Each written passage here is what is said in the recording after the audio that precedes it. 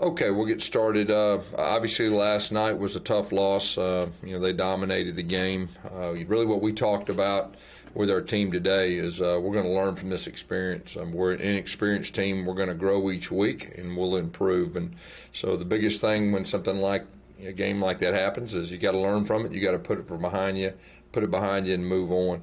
Our helmet stickers for the game offensively, Tank Bigsby. Being a true freshman, really thought he competed extremely well defensively. KJ Britt, the way he played, his toughness and special teams too. And then our special teams helmet sticker went to JJ Pegues, specifically on his blocking on a kickoff return. But like I said, we're gonna learn from this. We'll put it behind us. We got 8 SEC games to go, and you're going to see a team improve each week. Questions? Jason Caldwell is first. Gus, after going back and watching the film, what did you see out of the offensive line? And I guess specifically, I asked you last night about the rotation. Do you think that's something that maybe needs to change communication-wise, something like that? Well, we talked, last 2 weeks about trying to settle in a 5, and I think we'll be able to do that. I think the big thing last night is, we got behind and kind of had to be in catch-up mode, and they were making us one-dimensional, and anytime you do that, it's extremely tough. They're very talented up front, and they've got some very good pass rushers, and so that's really what happened, specifically, from late second quarter on. Next is J.G. Tate. Yeah, question about Bo. It seemed like he was getting frustrated. We all understand why, but he's not someone who usually gets frustrated. I know he's a fiery dude. Are you concerned just kind of about how he was reacting to what was going on there, Gus? Well, he's a competitor, and he was competing, and there was tough sledding there for a while for him, and so no, I mean he's our offensive leader, and he's a great competitor, and so like I said, we'll improve and get better. Next is Nathan King. Hey, Gus, kind of a question about the running back rotation. Was going with Tank so much just kind of riding the hot hand, and how does the end of that rotation look right now? Because, we haven't seen Mark Anthony in 2 games, and where does his role kind of fit in right now? Yeah, well, first of all, Mark Anthony is still coming along, learning the offense. Worm obviously tried to give it a go in pregame. He wasn't quite ready to do that. DJ was limited all week, and so we really expected Tank to carry a big load, and we were real pleased the way he responded, specifically with his first game.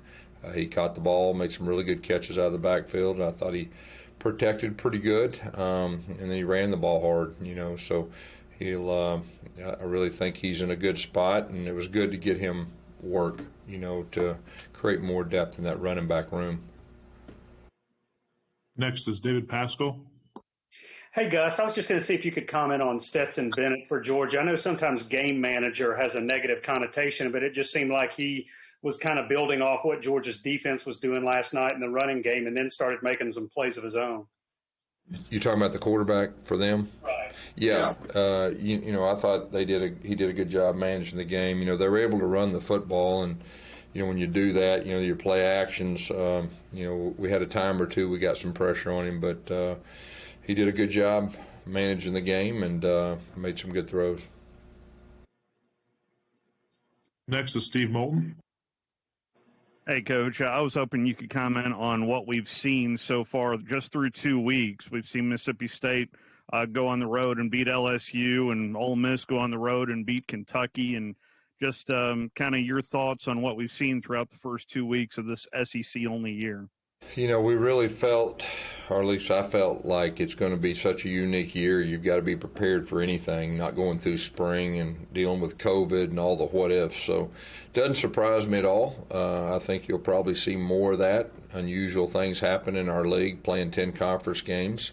So it doesn't surprise me. Each week you got to bring your lunch and you got to be prepared. And so that it'll be interesting at the end of this thing to see how everything folds out.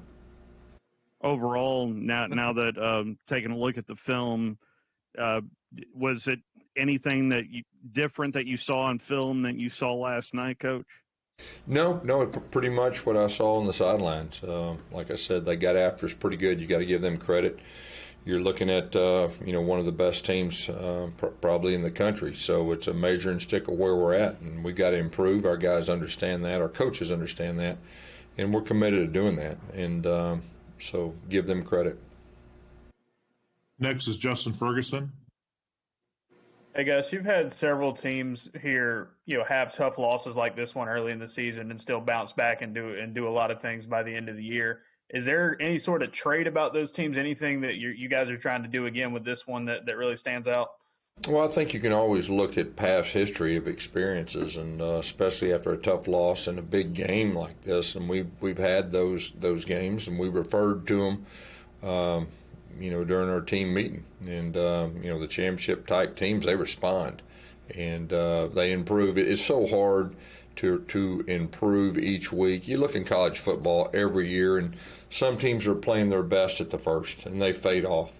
But the teams that are there in it at the end are the ones that gradually get better. We're capable of doing that. Now, we got to do it, but that's our plan. And our guys are committed to it. Our coaches are too. We do have potential to do it, and it's just a matter of doing it. But, we need to be one of those teams that is steadily improving, throughout the year.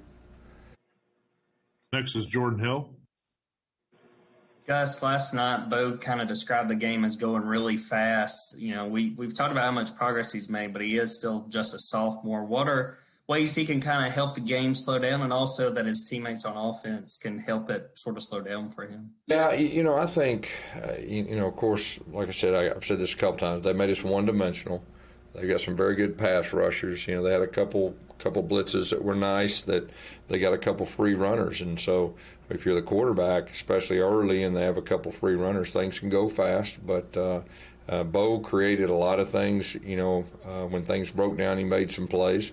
But we just got to do a better job of being balanced and running the football and then throwing the football. And they made us one-dimensional, and that made it extremely tough.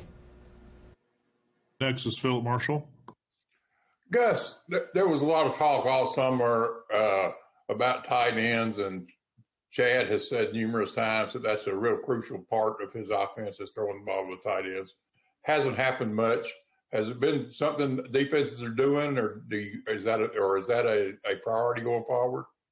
Yeah. I mean, it was a priority at the start. I think there was 3 targets to the tight ends, last night, and I think you'll see more and more of that. Every game's a little bit different, the plan goes, but you'll see that more and more. Next is Josh Vitale. The defense is letting opponents convert on 63% of third downs through 2 games. How concerning is that number? Well, we got to do a better job of getting off the field. We said that last week, and of course last night we didn't do a very good job. So that'll be a focus. That'll be a focus. That's one of those areas that we'll zero in, and we'll do a better job, in the future. But both weeks that's been a tough deal, and then we need to stay on the field more on offense too. Next is Brian Matthews. Hi, Gus. Thank you for speaking to us. Wanted to ask you about how did Dawson Troxell do when he came in on the offensive line, and is it fair to say he may be one of the guys that you sort of move forward with him as one of the 5? Yeah, I thought Trox competed well. He's been playing some left tackle and right tackle the other night, and Trox has a lot of savviness as far as just football instincts. He's getting to where he trusts that knee more and more, you can tell, and so really, really feel good about his progress. And if I may ask another one, a follow-up, you guys signed 2 JUCO offensive linemen and 2 JUCO defensive linemen to try to shore up those 2 areas, but we haven't seen much out of the 4 so far. Could you just update their sort of status right now and going forward? Yeah, we're, matter of fact, we gave them some extra reps tonight, just trying to get those guys more game ready as we go. Not going through spring obviously was a little bit of a setback as far as their development, but all 4 of those guys are going to continue to practice hard, and we'll see where it goes. Next is J.G. Tate. It seems like, Gus, with Chad here, you guys are passing a lot more than you're running. And, when you were coordinator and you were calling plays, you always said we're a power running team that goes play action off of that. It seems like you guys are kind of reverse now. Is it uncomfortable at all? Just such a huge change in offensive philosophy here? Well, I thought we did some really good things that first game. And of course, Kentucky was good against the run. Like I said, we get off to a tough start. We got behind.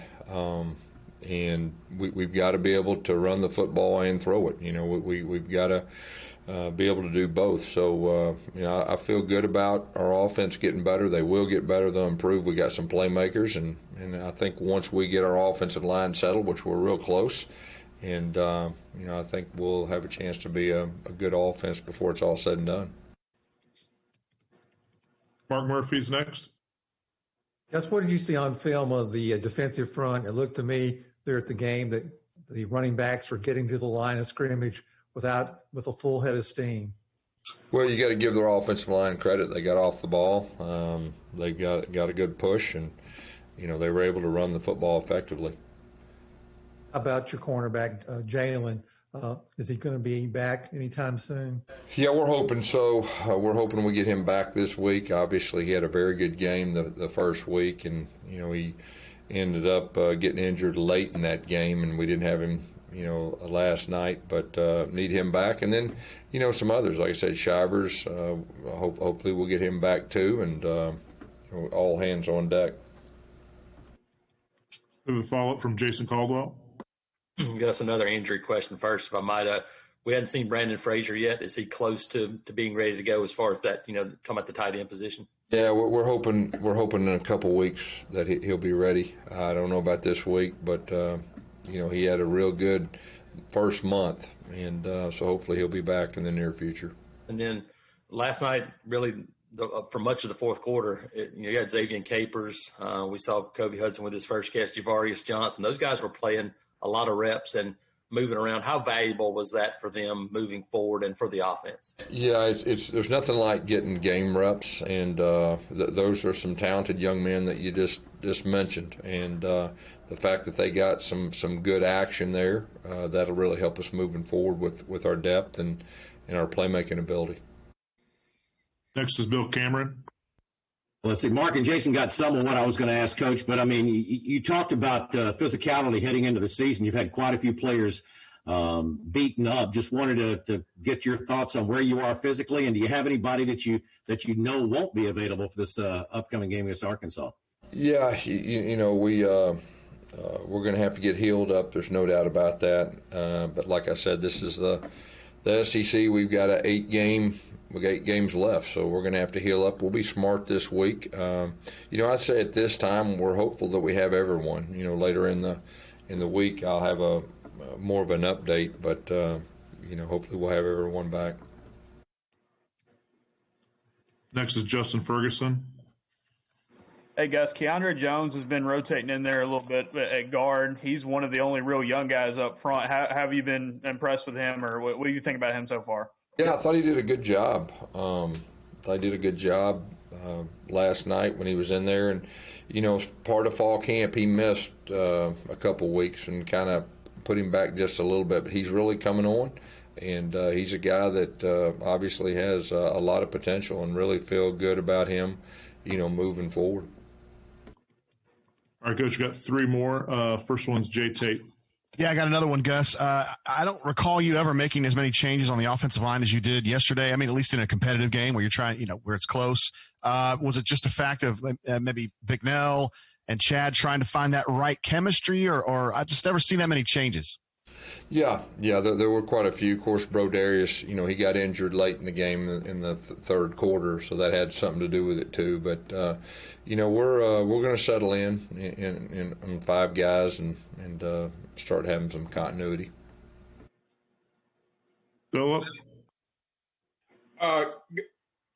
Gus, Arkansas obviously had a huge win for them last night. Do you expect to get a different kind of mindset from them than you might have coming into this game?